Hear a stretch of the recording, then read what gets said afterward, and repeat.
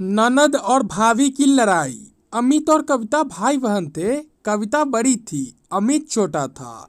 दोनों के माता पिता का स्वर्गवास हो चुका था। कविता एक ऑफिस में काम करती थी, उसका भाई अमित कॉलेज में पढ़ता था। एक दिन अमित ने कविता से कहा, दीदी मुझे कॉलेज की फीस देनी है, मुझे कुछ रुपए चाहिए। कविता ने कहा, अभी तो मेरे पास पैसे नहीं हैं, कल तक मैं तुझे पैसे दे दूंगी। कविता ऑफिस से एडवांस मांगकर अमित को पैसा देती है। वह अपने भाई को अफसर बनाना चाहती थी, इसलिए वह दिन में ऑफिस में काम करती थी और शाम एक घर में काम करती थी। कुछ दिन बाद अमित की पढ़ाई पूरी हो गई। एक दिन अमित ने घर आकर कविता को बताया, दीदी मुझे बहुत बड़ी कंपनी में मैनेजर की नौकरी मिल गई है, अब तुम काम करने नहीं जाओगी। यह कहकर वह जिद करने लगा। हार कर कविता मान गई और उसने काम करना छोड़ दिया। अब वह केवल घर संभालती थी। ऐसे ही समय बीत रहा था। एक दिन अमित ने कहा, दीदी मैंने कुछ रुपए जोड़ लिए हैं, अब मैं आपकी शादी करना चाहता हूँ। यह सुनकर कविता ने कहा, नहीं भाई, पहले मैं तेरी शादी करूँगा, जब घर संभालने वाली आ जाएगी तो मैं भी शादी कर लूँगी। कविता ने एक अच्छी सी लड़की देखकर अमित की शादी कर दी। अलका को भाभी के रूप में पाकर कविता बहुत खुश हो रही थी। धीरे धीरे अलका ने पूरा घर संभाल लिया। तीनों बहुत खुशी से रह रहे थे। एक दिन अलका की माँ अलका से मिलने आई। उन्हें कविता शुरू से ही पसंद नहीं थी। मौका पाकर उसने अलका से कहा, तेरी ननद शादी नहीं करना चाहती है या तो जीवन भर तेरे पति की कमाई पर ऐश करना चाहती है? तू बहुत सीधी है। यह सुनकर अलका ने कहा, माँ तुम बेकार की बात कर रही हो, अमित इनके लिए लड़का देख रहे हैं, जैसे ही मिल जाएगा शादी हो जाएगी।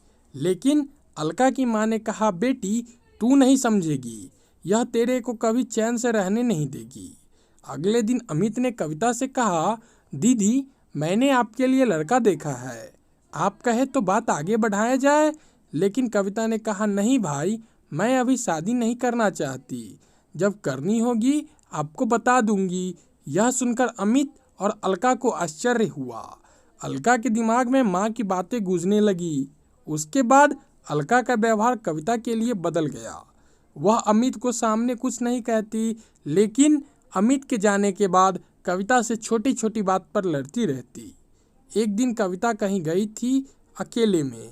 अलका ने अमित से कहा, दीदी शादी क्यों नहीं करना चाहती? कहीं ऐसा तो नहीं तुम्हारी बहन हमेशा हमारे ऊपर बोझ बनकर बैठी रहे?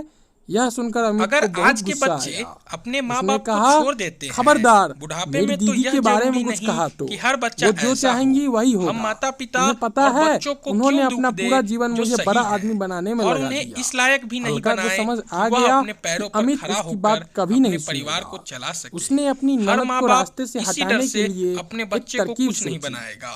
तो एक दिन भला अलका ने इन कविता बच्चों से का कहा, भविष्य क्या होगा? दीदी वह काफी बूढ़ा दिनों से मैं आदमी कहीं कुछ बाहर भी नहीं नहीं गई कर हूँ, पा रहा था, कल हम मंदिर क्योंकि चलते हैं। वह बहुत यह बूढ़ा सुनकर हो कविता चुका बहुत था खुश हुई। और उसके अगले दिन सामने बहुत दोनों सारी मंदिर में पहुंच समस्या आ जाती रही है। थी, मंदिर जिसकी में वजह पूजा से करने के कोई भी बाद काम नहीं कर अलका सकता कविता था। को प्रसाद देती लेकिन है। उसका लड़का उसने इस प्रसाद बात को में नहीं समझ कुछ रहा मिला था। रखा था। यह समझना प्रसाद चाहिए था खाकर कि कविता उसके पिताजी बेहोश हो अब जाती बहुत है। बूढ़े हो गए अलका हैं उसे और छोड़कर अब वह घर वापस काम आ नहीं कर जाती है। सकते, उसे इसलिए लगता है उन्हें कि आराम जहर की मिले जरूरत प्रसाद है। से कुछ देर लेकिन में वह कविता इस बात को मर नहीं जाएगी। समझता है। कुछ देर वह बाद लड़का कविता को इस होश बात को भी आता नहीं है, जानता है लेकिन कि एक वह अपनी समय पिछली बहुत जिंदगी बूढ़ा हो भूल गई। जाएगा तो वह वह भी मंदिर काम में नहीं कर बैठकर रोने पाएगा। लगती तो है। उसे शाम कैसा को जब महसूस अमित होगा? घर वापस शायद आकर इस बात अलका को से नहीं कविता जानता के है। बारे में पूछता इसी है वजह से तो अलका अपने बूढ़े कहती है, पिताजी से दीदी काम ले तीर्थ रहा यात्रा था। पर गई है, उसके पिताजी कुछ दिनों में काम कर वापस रहे आ थे, जाएंगी। तभी तब अचानक अमित ही कहता उनकी है, तबीयत दीदी खराब हो मुझे गई, बगैर बताए जिसकी अचानक वजह कैसे से चली वह गई। बीमार हो वह गए, परेशान हो कुछ भी जाता नहीं कर है, पा रहे थे लेकिन कि उनसे अलका काम उसे तो नहीं हो समझाकर रहा शांत है। कर देती है। इसी वजह से इधर मुझे कविता को आराम कर उसी लेना मंदिर के चाहिए। पुजारी वह मंदिर में आराम कर स्थान रहे दे थे। देते जब हैं। शाम को वह लड़का दिन रात आया मंदिर में तो उसने सेवा करने देखा लगती कि है। उसके पिताजी मंदिर के आराम सभी कर भक्त रहे और हैं। पुजारी वह कविता का गुस्सा बहुत करने ध्यान लगा, रखते थे। क्योंकि जो ऐसे काम ही दिया समय था बीत रहा वह था, पूरा नहीं हुआ है। लेकिन तभी कविता को उसे पिछला पता कुछ चला नहीं कि याद आ उसके रहा पिताजी था। की तबीयत काफी खराब दिन हो बीत गई जाने है, पर जिसकी अमित वजह से कविता को काम ढूंढने नहीं निकल कर पा गया। रहे हैं। वह तुम्हें कविता काम को करने की ढूंढता रहा, आवश्यकता थी, लेकिन कविता लेकिन कहीं नहीं तुमने तो मिली। अपनी तबीयत एक खराब दिन कर वह ली, थककर उसी जिसकी वजह मंदिर में से एक यह पेड़ के काम नीचे कौन बैठा करेगा? था। मुझे तभी समझ में वहां नहीं आ कविता रहा है आई। उसने पिताजी कहा, कहते भैया हैं। मंदिर में अगर भंडारा मेरी शुरू हो तबीयत रहा खराब ना है, होती आप भी तो मैं बैठकर यह काम भोजन कर कर लीजिए। लेता।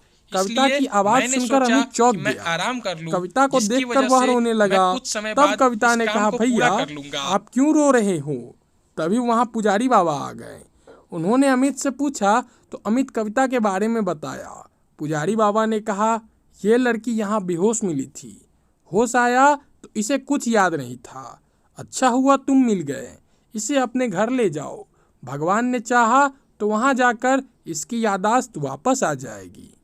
अमित ने कविता को चलने के लिए कहा तो वह रोने लगी और जाने से मना कर दिया, लेकिन अमित जिद कर रहा था। तब कविता ने कहा, भाई मुझे सब कुछ याद है, लेकिन मैंने जानबूझकर नाटक किया ताकि तुम और भाभी मेरे बिना खुश रहो सको। भाभी को मेरे घर में रहना पसंद नहीं, इसलिए अब मैं उस घर में नहीं जाना चाहती।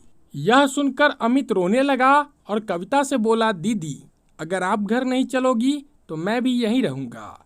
उसकी बातें सुनकर कविता घर आने के लिए तैयार हो गई, लेकिन उसने अमित से कहा, मेरी एक शर्त है, तुम भाभी पर गुस्सा नहीं करोगे। अमित मान गया और कविता को लेकर घर आ गया। कविता को देखकर अलका सहम गई, वह रोने लगी और उसने अमित और कविता से माफी मांगी। कविता के कहने पर अमित ने उसे माफ कर दिया। कुछ दिन बाद कविता ने शादी कर ली और अपने ससुराल विदा हो गई।